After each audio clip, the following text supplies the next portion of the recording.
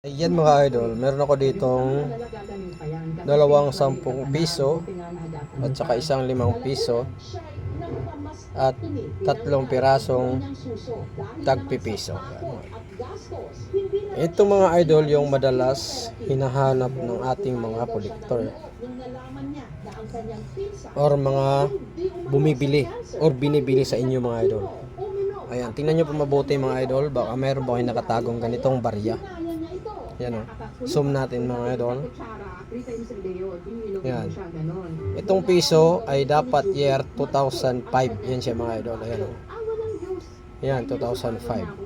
Bali, tatlo yung akin mga idol. Itong ganito ay nabibili po yan siya nasa 300 isa pataas.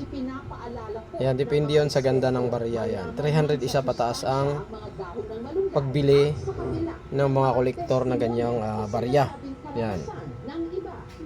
Tingnan niyo po mabuti. 2005 lang po yung year sa piso.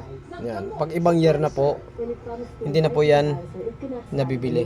Dapat 2005 lang po. Ayan o. At ito naman ang 5 piso na, ayan o mga idol. Yan 2006. Yan o.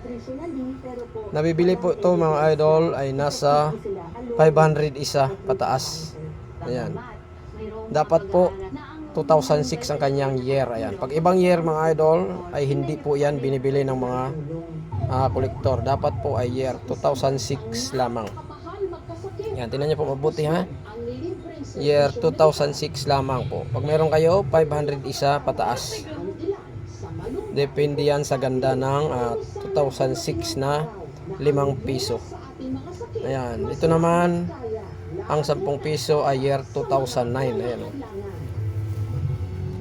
Ayan. Tingnan niyo po mabuti mga idol. Ayan. Ayan. 2009.